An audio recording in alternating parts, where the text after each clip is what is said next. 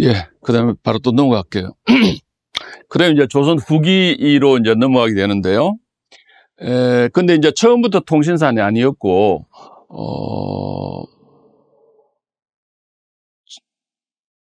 우선 요 전체를 한번 좀 설명드릴게요.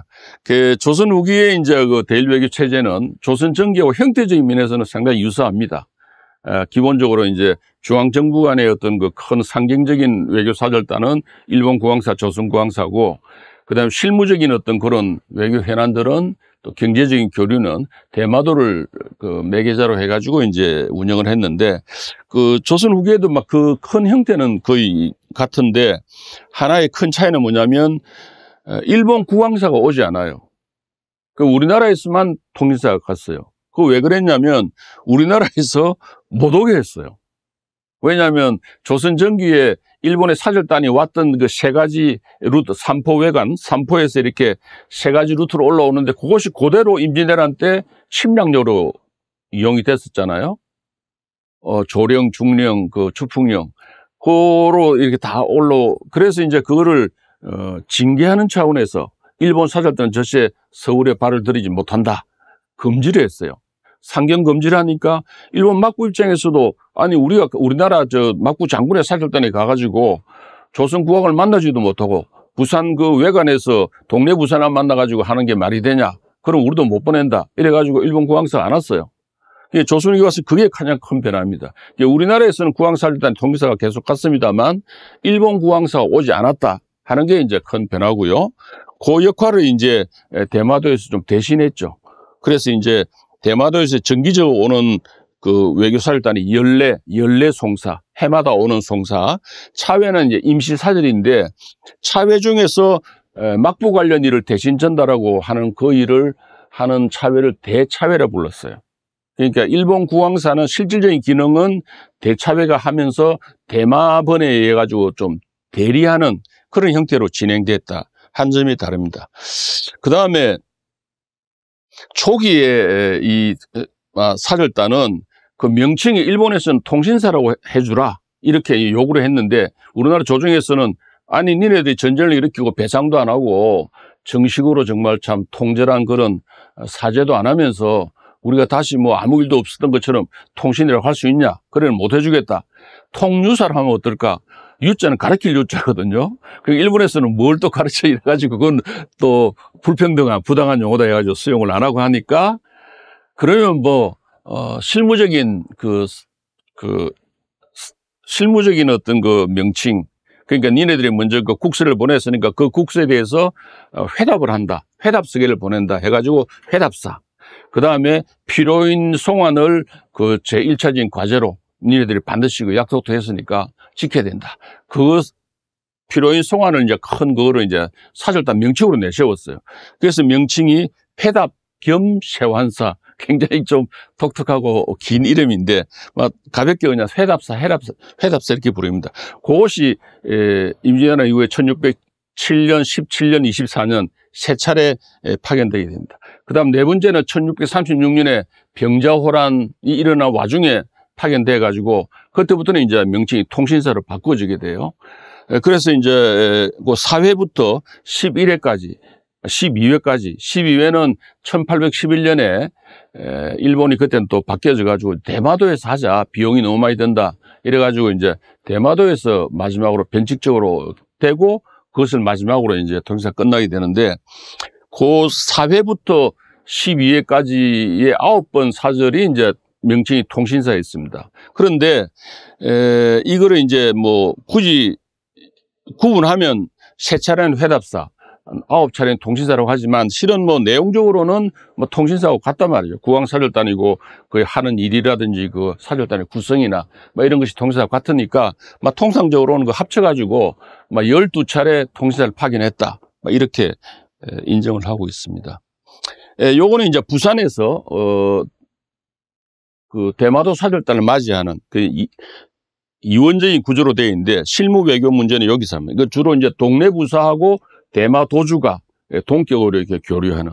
그 다음에 그 부산에 어떤 그 일본의 외교 기관으로서의 어떤 그 외관이라는 걸 설치하게 되는데, 뭐 일종의 대사관이랄까 영사관 같은, 뭐 외교 관계도 했으니까 대사관 정도로 볼 수 있겠죠. 막 그렇게 이제 유지를 해왔습니다. 동네 부사가 일본 사신을 맞이하는 요 대마도 사절단은 요 정합에 이게 저 마당에 자리를 깔고 조선 국왕의 전패에 대해서 이렇게 사배례를 하는 막 그런 모습입니다. 그 다음에 숙배식을 마치고 난 이후에 이제 그 연향을 베풀죠. 요거는 뭐 항상 그렇게 합니다. 그 다음에 요거는 부산객사지만 요거 이제 초량외관이죠.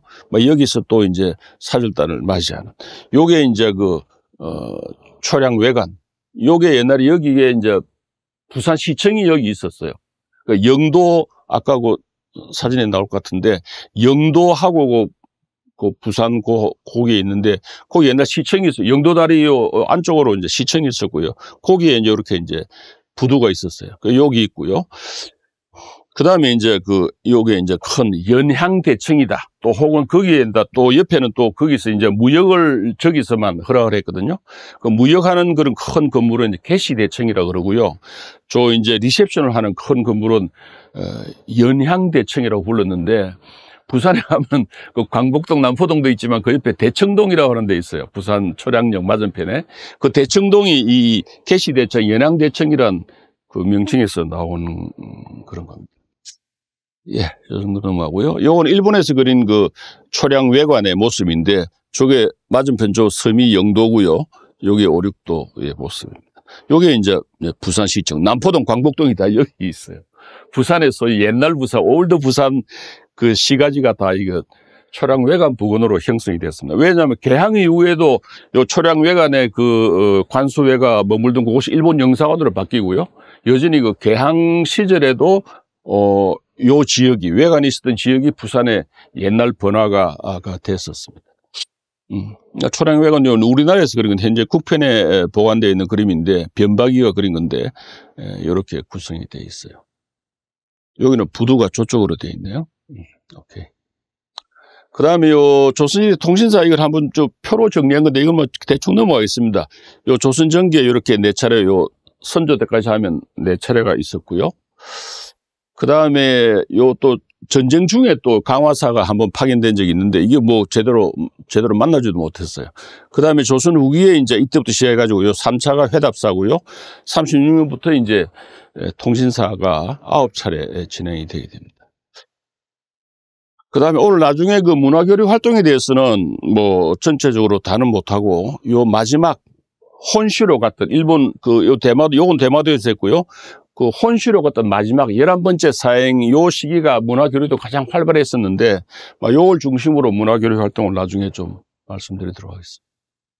그 다음에 통신사 파견 절차를 보게 되면, 일본에서 이제 새로운 막부 장군이 즉위를 하게 되면, 왜냐하면 중국이나 우리나라에서는 기본적으로 외교라고 하는 것은 외교 의례다. 요즘 말하면 프로토콜이다, 이게. 그냥 그건 상대방 경조사가 생기면 거기 가서 의례를 다하는 것이 외교다. 이렇게 정의를 했었어요. 근데 일본 같은 경우는 뭐 중국이나 우리하고 달라가지고 굉장히 실용적인 차원에서 뭐 장사를 한다거나 무역을 한다거나 어떤 구체적인 외교 현안을 해결하는 것이 외교다. 뭐 이렇게 서로 간의 생각이 좀 달랐습니다. 그래서 조선 전기에 우리나라 왕조실록이 보게 되면 일본 사절단에 대해서 굉장히 무례하다. 뭐 모른다, 예의를.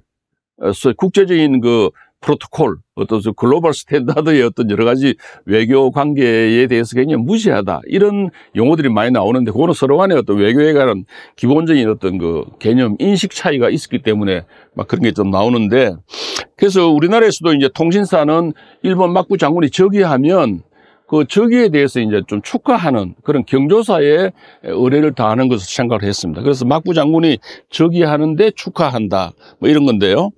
즉위를 하면 대마분에 통보를 해요. 야, 우리가 새로 이제 장군이 바뀌었으니 조선의 통신사를 좀 파견을 받았으면 좋겠다. 통신사 파견 요청을 하게 됩니다. 이게 조선 조정에서 그걸 받아가지고 이제 논의를 하게 되죠. 진짜인지 가짜인지, 그렇다면 이번에는 우리가 파견하겠다. 라고 하면 이제 그 다음에 통신사 사절단을 구성을 하게 되고, 또 반드시 또 서로 간에 예물을 주고받기 때문에 그 예단을 이제 준비를 하는 과정을 거치고요. 이제 그로 되면 이제 대마본에서 요번에 그러면 우리가 파견하겠다라고 통보를 하고요. 그럼 이제 그 밑에 실무적으로 동래부하고 초량외관에서 그 서로 간에 이제 사절단 파견한 과정에서 일어날 여러 가지 문제들에 대한 세부적인 그런 절차를 이제 정하게 됩니다. 절목이라고 하는데 요즘 말로 하면 뭐 매뉴얼이죠, 매뉴얼. 구체적인 세부적인 절차 그런 것을 결정해가지고 이제 통일사를 파견하게 됩니다. 그 다음에 이제 일본 측에 조선 쪽에서 이제 그런 준비가 끝나고 하면 이제 일본 쪽은 이제 접대 체제로 바뀌게 되는데요.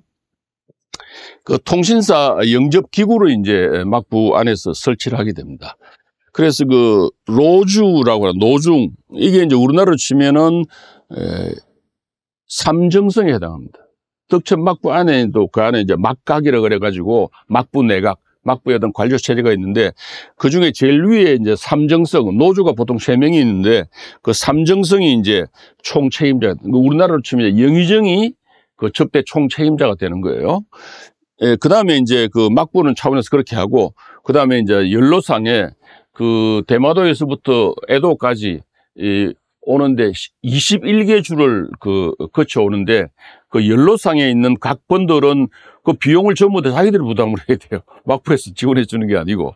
그래서 어떤 사람들은 뭐 학자들은 그렇게 막 재정을 소비하게 해가지고 중간에 있는 제후들의 어떤 경제력을 탕진시키는 그런 정책 효과를 노렸다. 뭐 이런 분석도 하기도 하는데 하여튼 상당히 많은 비용이 드는데 그 접대 비용을 이제 각 번에게 부담을 시켰어요. 그 번 단위에서 다 이제 접대 준비에 착수하게 됩니다. 그 다음에 이제 통일상이 쭉 그래 거쳐가지고 에도에 도착하면, 에도의 영의정이 말이죠. 숙소까지 와가지고 주로 이제 그 당시에 큰 사찰 때는 머물 수 있는 그런 큰 건물은 주로 절이었어요, 절. 에도 시대 때, 에도뿐만 아니라 그 전 단계에도 일본에서 가장 큰 어떤 건물이나 공간이나 세력이나 재산을 가지고 있었던 세력은 절이었어요.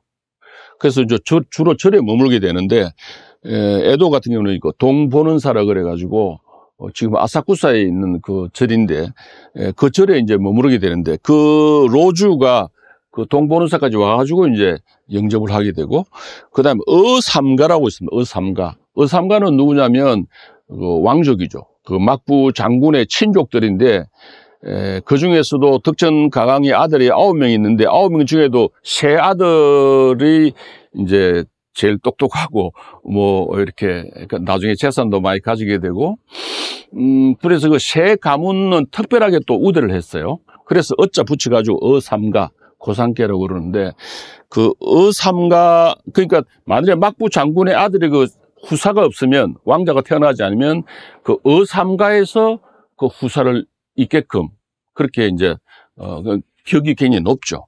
그 로주보다 더 높습니다. 우리나라로 치면 왕족의 그 종친의 제일 우두머리가 영의정보다 격으로 더 높듯이 말이죠. 그 어삼가가 이 고상계가 더 높습니다. 그래서 처음에는 또 장군이 직접 막 내려와서 막 술도 따라주고 이래 했는데 일본에서도 이제 외교 관계를 좀 알게 되면서 그건 채신머리가 없었고 그거 안 된다. 해가지고 장군의 일체 얼굴도 보이지 말고 직접 만난 것은 말이 안 된다 해가지고 리셉션을 국서 전달 끝나고 난 뒤에 리셉션을 어삼가가 주도하는 것으로 그런 식으로 이제 격을 이제 바꾸게 됩니다. 그래서 하여튼 이 통신사라고 하는 것은 일본으로 보게 되면 유일한 정식으로 국교를 맺은 유일한 국가가 조선이었어요. 중국하고도 국교가 없었어요. 그러니까 명나라 때는 이제 명나라 중기 이후로 중국에 가가지고 지금의 그 당시에 닝보였는데 지금도 닝보인가? 닝보가 가지고 막 왜구들이 막 반란을 일으켜가지고 금지시켜버렸어요. 못 오게 했어요. 그때부터 임진왜란 때까지 명나라가 완전히 국교가 단절됐죠. 그 다음 청나라가 들어서고 나서는 청이 또 이제 우리가 천자다. 니네들 제후국으로 옛날처럼 하자 하니까, 우리도 승복을 안 하다가 이제 병자호란을 당하게 됐습니다만, 일본도 승복을 안 했어요. 야, 너 오랑캐 아니야. 우리도 같은 오랑캐인데, 뭘 우리가 니네들한테 그걸 못하겠다 해가지고, 청나라 때도 일본과 중국과는 국교가 없었습니다. 대신에 무역만 했죠, 무역. 무역도 저 밑에 에도에서 보게 되면 규슈 저 서쪽에 있는 조그만 어촌 하나 해가지고 그 나가사키라고 말이죠. 거기에 무역을 그쪽에서 하도록 했어요. 혼슈는 들어오지도 못하겠어요. 그리고 나가사키에서 네덜란드하고 유럽에는 한 나라, 네덜란드 하나만, 또 뭐 중국, 청나라, 이제 거기서 무역만 했지, 국교가 없었어요. 그 다음에 또 이제 외교 관계가 있는 나라는 유구가 있는데, 유구는 또 일본에 조공하는 나라였어요. 그러니까 그건 또 격이 다르고, 그래서 에도 시대 때 일본이 외교과에 정식 교류를 한다는 조선이 유일한 나라예요. 그리고 더구나 또 대등한 그런 통신국으로서. 그래서 그 통신사가 또 매번 오느냐, 자주 오는 것도 아니고 말이죠. 조선 후기에 중국에 파견된 사절단 한 거의 700회에 도달하는데 일본은 12번 갔거든요. 그러니까 뭐 비율이 이게 평균에서 한 20몇 년 만에 한 번씩 간단 말이에요. 그러니까 대체로 보면 장군이 즉위할 때 오니까 장군 당대에 일대란 것은 한 대, 장군 한 대에 한 번 있는 가장 성대한 외교적 행사예요. 그래서 국빈으로서 그렇게 환영하는 행사를 했습니다. 접대 비용을 보게 되면 한 100만 명이 소요됐다고 나오고 동원 인력이 한 33만 명이 동원되게 되는데 그 당시 100만 명이라고 하는 것은 덕천 막부의 1년 예산이 100만 명이었어요. 그러니까 요즘으로 하면 한 4천억 엔이라고 뭐 누가 그렇게 통계도 하는데 엄청난 재정을 부어가지고 이 환영 행사를 하는 거예요. 그러니까 너무 많이 돈이 드니까 나중에 이제 처음에는 통일사를 초빙할 만한 정치적 효과가 있었는데 나중에 계속 지속되다 보니까 뭐 평화가 정착되고 청나라에 뭐 3번의 난이 진압되고 동아시아 국제질서가 완전히 이제 안정 단계에 들어가니까 뭐 와서 뭐 안녕하십니까 잘 있었냐 잘 있었다 뭐 잘 가라 뭐 요런 아주 형식적인 절차만 하는데 이렇게 많은 돈을 쓸 필요가 있냐 이런 이제 논의가 나오게 돼가지고 여러 가지 역지빙례 오사카에서 하자 또 나중에는 이제 대마도에서도 하자 뭐 이런 식으로 해가지고 이제 재정을 좀 줄이려고 하는 그런 여러 계획안들이 나오게 됩니다. 통일사의 노정을 보게 되면 서울에서 이제 이렇게 죽전, 충주 이렇게 안동 해가지고 이리 내려가고 이리 일본 가게 되는데 돌아올 적에는 이게 또 조선에서도 뭐 여기에 한 300명이 들어가지만 한 200명 내려가면서 계속 이제 인원들이 중간중간에 결집하게 되는데 하여튼 뭐 합치면 한 200명 되는 사절단 인원들이 내려가는데 지방에서 다 그걸 부담을 해야 되고 접대를 해야 되거든요.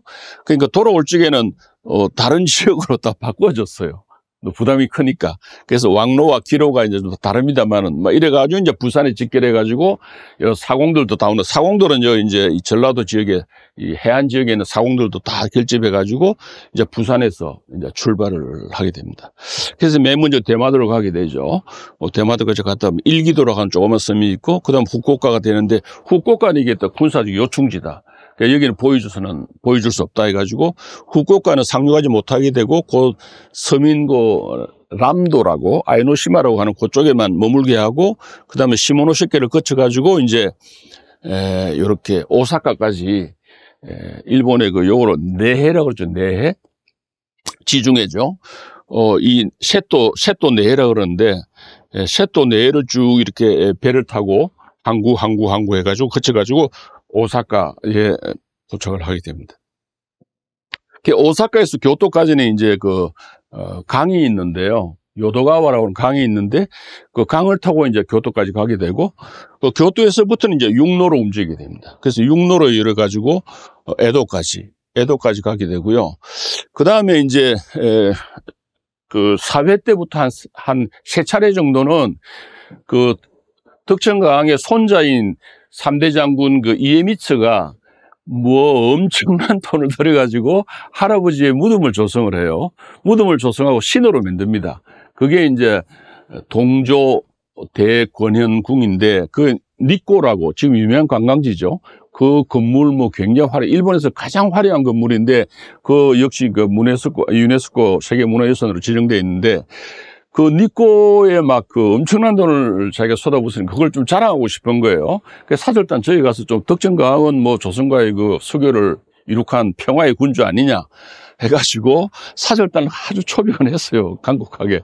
그래 뭐 별로 내키지 않지만 한 3차례 정도는 니꼬까지 갔습니다.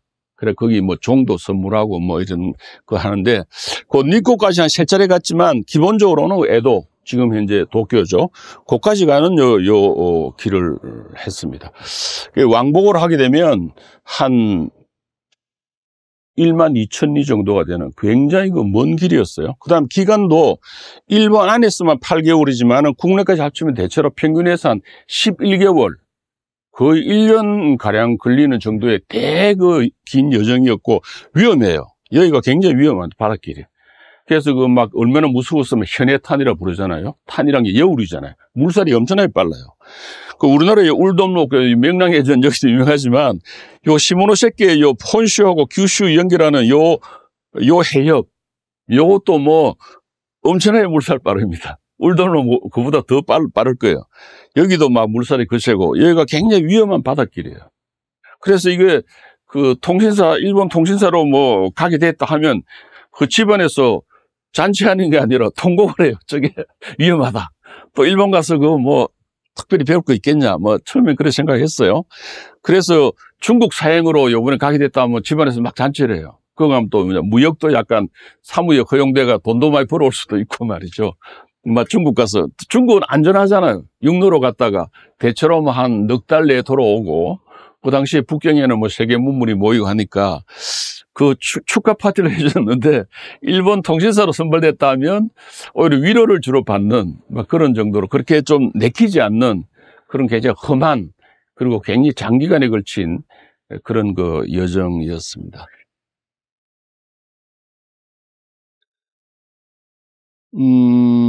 요거는 이제 그 오사카 부두의 강에 덕정막부가 그 아주 화려한 배죠. 유람선인데 요걸 한 3대 정도를 항상 거기에 배치를 해놔 놓습니다. 왜냐하면 막부 장군이 또 지방 갈 때도 있고 그 일종의 별장처럼 말이죠. 거기 가서 오사카 가서 이제 왜냐하면 막부 장군이 초기에는 그 교토에 있는 천황을 만나러 한 번씩 옵니다. 그 자주는 안 오지만 처음에 즉위할 때는 천황한테 지금도 일본의 내각 총리 대신하면 천황한테 뭐 이거 받잖아요. 신임장 받잖아요. 임명장. 지금도 걔들은 장관이라 안 그러고 대신이라 불러요. 여전히 임명장 천황으로부터 받고. 그거 하기 위해서 막부 장군도 처음에 즉위하면 천황한테 와가지고 그 무슨 이거를 받습니다. 그거 받을 때 내려오거든요. 그 내려올 때 오사카 바다 구경하면 하고 가는 거예요. 그때 장군이 내려와가지고 타는 배가 이거예요. 굉장히 화려한 그 어자선, 루선이라고 그러는데 고자분이라고 그러는데 이거를 이제 그 통일사 골증에 통일사에게 내줬어요. 그래서 그 세대 중에 정사가 탔던 배가 앞에 발을 정자 써져 있는데 굉장히 화려한 배. 여기에 이제 정사가 이렇게 앉아 있겠죠. 이 배를 이제 제공해가지고 이 배를 타고 요도가와를 거슬러 올라가지고 교토까지 가게 되는 그런 배. 그 다음에 이제 요거는 이제 중간에 요건 1748년에 화가 따라간 그 이성린이라고 하는 사람이 사로 성구도, 그게 사행하는 그 중간에 있는 성구도 아주 그 절성지, 명성지, 경치가 뛰어난 그런 지역을 이렇게 그림으로 그렸어요. 그러니까 이건 후지산을 지나면서 그 사로 성구도가 30폭이 되는데 30개의 큰 그림을 그렸는데 그 중에 하나는 이제 후지산. 너무 뾰족하게 그렸습니다만은 하여튼. 그 다음에 요거는 강호에, 에도에 이제 들어가서 머물렀던 숙소입니다. 요가 이제 동보는사라고 히가시 홍간지라고 하는 그 절인데, 현재로는, 그 아사쿠사라는 그 지역에 있습니다. 저기에서 에도의 그 강, 조그만 강, 그 스미다가와라고 하는 조그만 강을 건너가지고 에도성으로 들어오게 되는데, 그 강을 이제 나무로 만든 강이었는데, 일본교라고 그래요. 니혼바시, 나중에 또 새로 만든 건 신바시를 그러는데, 그걸 넘어가지고 이제 사절단이 행렬을, 프레이드를 하면서 이제 에도성으로 들어가야 되는데, 주로 이제 통신사 행렬도 그려진 모습은 그 모습입니다. 사절단이 요 동보는사에서 가가지고 일본 다리, 이를 건너가지고 에도성으로 들어가는 그 모습, 그게 이제요. 통신사의 사명과 파견 목적을 보게 되면 가장 기본적인 1차적인 사명은 막부 장군이 이제 새로 즉위하게 되면 그 개성을 축하하는 그런 사절단이고요. 구체적으로는 이제 조선 국왕의 축하 서계를 주고 또 거기에 대한 막부 장군의 회답 국서를 받아오는 것이 이제 기본적인 임무고요.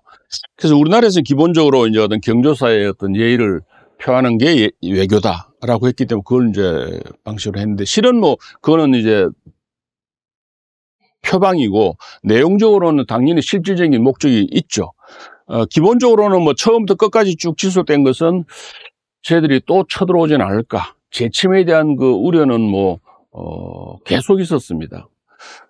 그래서 그 일본의 국정을 탐색하는 것이 내세우지는 않지만 항상 바닥에 깔려있는 그런 것이고 또 초기에는 그 필요인 생활하는 거 그 다음에 구체적으로도 그 뒤로도 대마도 하고 해결 안 되는 그래도 다툼이 계속 있는데 막 그런 것들을 한꺼번에 몰아가지고 막부 장군하고 직접 교섭해가지고 해결하는 막 그런 외교 현안을 해결하는 것도 이제 목적 중 하나고요.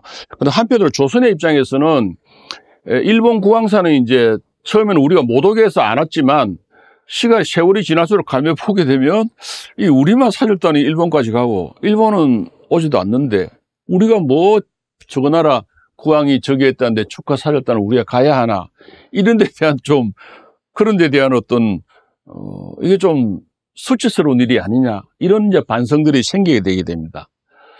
그런 이제 불균형성이 좀 생기게 된 거죠.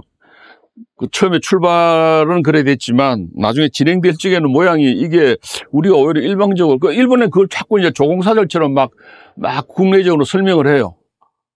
조선의 국왕사절단이 조공사절처럼 와가지고 우리나라 장군의 즉위식을 축하하러 왔다. 막 그런 식으로 막 내세워요. 이제 우리나라에서 그걸 알게 되죠. 야 이거 연거 마땅치 않은데 이런 이제 좀 그런 논의들이 나오게 됩니다. 그러니까 우리도 우리대로 이제 뭔가를 그걸 좀 정당화하는 그런 명분이 필요하죠. 그래서 이제 우리나라에서 내세운 것은 처음부터 얘들의 어떤 그 오랑캐의 어떤 침략성, 야만성 이런 것을 교화를 시켜야 되겠다. 그래서 그 문화를 가르쳐 가지고 유교적인 그 교화를 통해서 침략성을 순화한다는 것은 공자 이후로 추주전국 시대부터 공자가 인을 내세울 때부터 지금까지 쭉 내려오는 거예요. 중국이 북방민족들을 할 때도 외교관계에 항상 내세우는 것이 문화적 교화였어요. 교화해가지고 침략성을 순화시킨다. 이런 건데 우리나라에서도 이제 그런 걸 내세워가지고, 자위한다? 자족한다? 어떤 그런 명분을 이제 스스로 내세운 거죠. 그래서 이제 문화적 교화를 시키기 위해서 어떤 문화사절단, 문화적 교류를 위한, 교화를 위한 그런 문화 교류를 담당하는 그런 인원들을 많이 거기에 사절단에 포함을 시키고 또 실제 이제 나중에 평화가 정착되고 어떤 초기에 어떤 정치적 어떤 긴장 상태나 어떤 정치적 필요성이 이제 별로 없어지고 굉장히 의례화되면서부터는 이 문화교류 활동이 본래는 그 문화계 사절단이 아니었어요. 기본적으로 정치 사절단이죠. 그렇지만 그런 정치적 수요가 이제 점차 줄어들게 된 이후로는 이 문화교류가 그 부수적 기능이었는데 그것이 오히려 주가 되는 그래서 통신사 하면 이제는 문화사절단처럼 인식될 정도로 문화교류가 오히려 주된 기능으로 부상을 하게 됩니다. 요거는 이제 그 국서를 바꾸는 건데요. 조선 국왕의 국서. 그 다음에 요 별폭이라고 하는 것은 그 예물, 그 선물을 가져가야 되는데 그 선물의 목록을 적은 예단 단자죠. 이런 식으로 되어 있고요. 그 다음에 이제 막부 장군이 이제 당신이 이제 회답 국서를 보내게 되는데 마찬가지로 국서 밑에 이제 별폭 이렇게 되게 됩니다. 일본의 국서는 굉장히 화려하죠. 하여튼 사람들은 검을 좋아해요. 병풍도 보게 되면 아무 그림도 없이 금방만 쫙 발려 8폭, 12폭 그런 그 병풍 내세워가지고 결혼식 할 때라든지 또 일본 총리나 이런 사람들 저기할 적에는 아무 그림도 없는 검으로만 되어 있는 병풍을 뒤에 딱 이렇게 펼쳐 놓기도 해요. 검을 굉장히 좋아해요. 예. 그 다음에 요거는 이제 그 국서를 전달하는 그린 병풍인데요. 장군은 여기 있습니다. 그 처음에는 초기 한 3번 동안은 덕천강 같은 경우는 굉장히 적극적으로 해가지고 내려와서 막 이렇게 먼 길 오시느라고 고생 많았다면서 위로 삼아 이렇게 직접 술을 따라주게 됐는데 나중부터는 아이고 장군님 그러시면 안 됩니다 이래가지고 통신사를 바뀌면서부터는 외교 의뢰를 적어도 이제 굉장히 이제 좀 체계화 해가지고는 장군은 얼굴도 보이지 마라 이래가지고 커튼 뒤에 있어요. 말로만 이제 오시느라고 고생 많았다. 귀국에 임금님께서 잘 계시냐, 평안하시냐, 뭐 이렇게 안부 인사 이렇게 몇 번 묻고 장군은 들어가버려요. 그 다음에 요게 이제 국서입니다. 조선 국왕의 국서를 이렇게 앞에 놔놓고 이러고.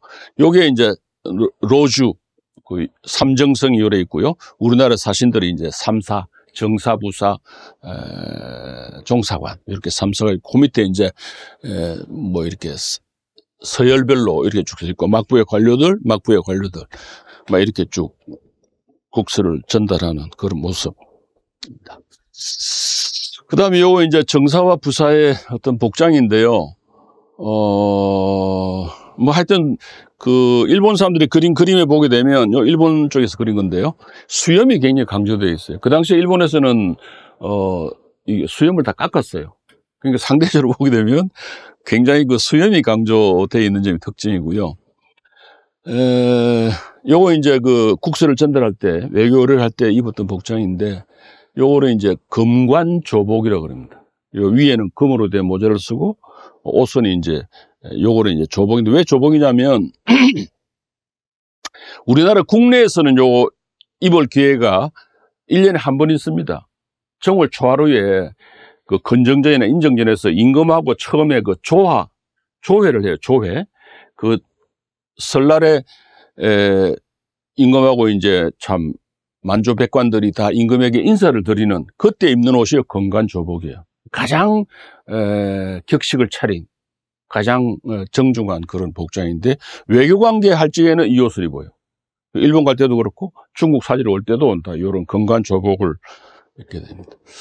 요게 건관조복을 입은 모습이고 요거는 이제 평상복. 평상복이라 하더라도 이제 공복이죠. 저렇게 초록색으로 된 이제 문관들이 입는 저런 옷입니다.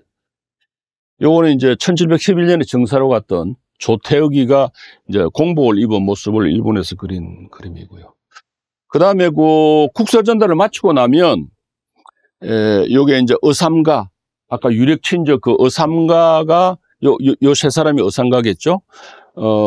요 삼사들을 상대로 해가지고 리셉션을 가지는 거예요. 그러니까 뭐 9번 술을 따르고 뭐 안주를 3번 뭐 집어주고 뭐 어쩌고 하는 그런 복잡한 형태의 어떤 리셉션을 불리고 그 밑에 통신사 일행들이고 막부 관료들 요래가지고 이제 국서를 전달한 이후에 그 달의 형식의 이제 연향일을 갖추게 됩니다.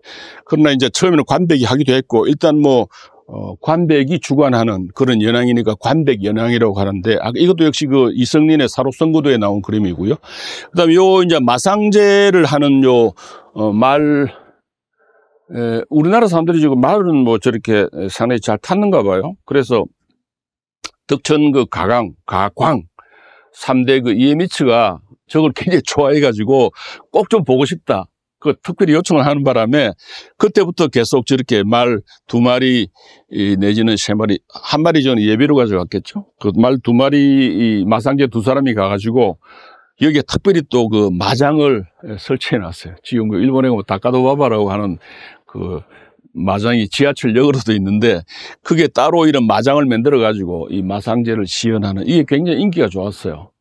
그래서 이제 그런 마상제를 하는 그 말들의 모습이라고 생각합니다. 그 통신사 행렬도의 그 모습을 보게 되면 아까 말씀드린 것처럼 그 동보는사에서 나와가 일본 다리를 건너서 그 다음에 그 지금 도쿄에 관광여행 가게 되면 그 천초사라고 아사구사 데라라고 아사구사지 앞에 그 나카미시에 도리라 그래가지고 그 상점가 쫙 늘어져 있는데 거기가 보면 일본 관광하면 TV 화면으로 주로 나오는 장면이 그건데요. 그 거리예요. 그 거리를 쫙 걸어오는 거예요. 그 거리를 쫙 걸어오는 모습이 이제 주로 통신사 행렬도 그려져 있는데 맨 앞에 쓰는 게 청도예요. 길을 비켜라, 길을 열어라 이런 거예요.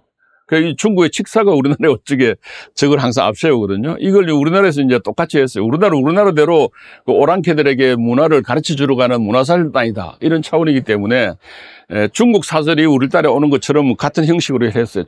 일본에서는 이거 의미를 잘 몰랐어요. 그러다 나중에 알게 되고 난 뒤에는 야, 그거 하지 마라. 청독이 길을 비켜라. 이거 좀 하지 마라. 이래 했지만 뭐 우리나라에서는 그냥 해온 거니까 그대로 하겠다 해가지고 이런 뭐 끝까지 이렇게 했는데 청독이란 것이 이제 길을 열어라. 이런 뜻이에요. 그다음 두 번째 그 뒤에 가는 것이 혁명기인데 혁명기는 그 용을 그린 거예요. 용이라는 것은 황제의 상징이잖아요. 이것도 역시 중국의 칙사가 우리나라 올 적에 저 용의 그림을 깃발을 이제 황제의 상징으로 내세우는데 이 역시 우리나라에서도 저런 혁명기를 그 다음으로 하고요. 청독이 혁명기 그 용을 그리는 그림이죠. 그 다음에 이제 군악대 한 100명 정도가 이렇게 쫙 따라가게 됩니다. 뭐 태평소가 제일 앞에 있고요. 뭐 나팔 쭉 이렇게 돼 있어. 한 100명 정도의 군악대가 저렇게 가고 있습니다. 그 다음에 용정이라고 했는데 저거는 이제 국서를 이제 모신 가마가 군악대 다음으로 이렇게 가고 있습니다. 저게 뭐 제일 이제 중심적인 그런 것이죠. 그 다음에 요 그림 뭐 굉장히 유명한데, 요게 이제 통생일도, 아까 말한 것처럼 요 다리를 건너가지고 그 아사쿠사 절 앞으로, 센소지 앞으로 이렇게 해서 행렬을 쭉 지나가는 그 광경의 모습이 요 상정가가 지금도 그 일본 관광 가면 텔레비에 많이 나오는 그 나카미시의 도리라고 하는 그 길인데요. 근데 요거는 이제 그 통일사들의 그 모습을 직접 그린 것이라기보다는 그 뒤에 그 마츠리라고 일본의 축제를 하는데, 마츠리는 일본 주로 이제 이런 여러 가지 행렬을 하는 거거든요. 뭐 다른 나라도 축제도 대부분 그렇습니다. 일본 축제도 뭐 전부 다 이 행렬을 하는 건데, 그 행렬 중에 뭐 가장 인기 있는 것 중에 하나가 이 통신사 행렬이었어요. 근데 그 상인들이 그 축제를 하면서 그 여기가 하는 축제가 그 일본의 3대 축제 중에 하나인데요. 정확한 이름이 어쩌노미즈 축제인가 뭔지 모르겠다. 기온 마츠리. 교토의 기온 마츠리하고 요게 이름이 조금 기억 안 나는데 요 3대 축제 중에 하나인데 여기에 가장 인기 있는 행렬이 이 통신사 그 모습이에요. 근데 문제는 요게 좀 그걸 쓸 것이다. 실제 모습보다는 그렇게 추정하는 이유 중에 하나는 요 타고 있는 요 정사 행렬인데 어린 애가 타고 있죠. 동자가 타고 있어요. 정사 모습이 아니고. 그 다음에 순서를 보게 되면 청도기가 제일 앞에 가야 되는데 혁명기보다 청도기가 뒤에 있고 틀린 거죠. 근데 북도 요게 조선북이 아니고 일본북이에요. 일본 축제할 적에 치는 큰 북 그 모습이고, 그래서 이게 이제 정확하지 않다. 그 통일사의 본래 행렬도 모습보다는 그 축제할 적에 했던 그 마츠리 모습을 그린 것이다라고 지금은 대충 그렇게 정리가 됐습니다. 그 다음에 이 그림은 뭐 굉장히 유명한 그림인데요. 이 그림이 왜 또 일본 교과서에도 올라와 있는데 왜 올라왔냐. 일본 교과서에는 통신사 때문에 이 그림 올린 게 아니고 일본 미술 교과서에 이 그림이 올라온 이유는 원근법. 그 당시 서양 미술들이 이제 유럽하고 일본이 교류를 많이 했는데 그 서양으로부터 원근법이 들어와가지고 일본 회화에 이렇게 원근법이 막 유행을 했어요. 그 원근법이 가장 잘 표현된 그림의 대표작으로 이 그림이 미술 교과서에 올라와 있어요. 아주 그 원근법이 잘 되어 있죠. 근데 저 뒤에 후지산 그려져 있는데 저거는 이제 좀 상징적으로 넣은 거예요. 후지산 잘 안 보입니다, 실은. 예, 요거는 그 뒤에 하도 인기가 좋아가지고 조선인 내조라 그러죠. 지네들은 내조. 조공하러 왔다 이렇게. 또 후지산 저렇게 막 선명하게 그려져 있는데 저거는 뭐 다 일본의 상징적인 정신적인 어떤 그런 것이죠. 후지산의 이 전기가 조선의 그 사절단들을 이렇게 좀 누르는 듯한 그런 인상을 주고 있는데, 요게 이제 판화로 만든 거예요. 목판화로. 요런 거 이제 우키요에라고 그러는데 일본의 풍속화죠. 풍속화가 처음엔 그림이지만 나중에 저걸 대량 보급하기 위해서 판화로 찍어가지고 보급한 요렇게 낱장으로 막 이렇게 만들어 팔기도 하는데, 요 굉장히 인기가 있으니까 많이 팔린 거니까 판화로 만들어져가지고 저렇게 판매가 됐었어요. 그러니까 마츠리도, 조선의 행렬도를 마츠리로도 하고 또 그걸 그린 요것이 이제 목판화로 해가지고 많이 보급이 되기도 해서 그만큼 이제 인기가 좋았던 거죠. 이것도 마찬가지로, 좀 모양은 좀 더 다르게 되어 있습니다만 이것도 역시 목판화로 된 옥교의 모습입니다. 통신사의 어떤 구성을 보게 되면 한 500명 정도가 되는 굉장히 많은 숫자죠. 중국으로 보내는 사절단이 연행사가 되게 한 200에서 250명 정도 됐는데 왜 이래 많냐? 배전은 사공들이 한 300명 됩니다. 그러니까 통신사 사절단의 배가 6척이거든요. 그 기선, 사람들이 타는 배가 기선이라 그러고 그 물건들을 실는 배를 복선이라 그러는데 기선 3척, 복선 3척 이래 총 6척의 배를 가게 되니까 그 배를 젓는 그 인원들이 300명이 됩니다. 그 300명을 빼면 뭐 한 200명 되니까 뭐 중국의 파이나 사절단보다 많지는 않죠. 그 다음에 이 안에서 악대 및 의장대가 한 100명 되는데 이거는 너무 이제 숫자가 많아지니까 이 사공들 중에서 이제 체격 좋고 좀 훈련 좀 시켜가지고 이 사람들이 주로 이제 의장대 역할을 하게 됩니다. 그 나머지 한 100명 정도는 오사카에 남아 있고 그 중에서 좀 이게 덩치 좋은 친구들은 또 이게 의장대로 선발해가지고 에도까지 갔다 오게 하는. 그래서 뭐 인원을 좀 줄이기 위해서, 중복을 줄이기 위해서 이렇게 했고요.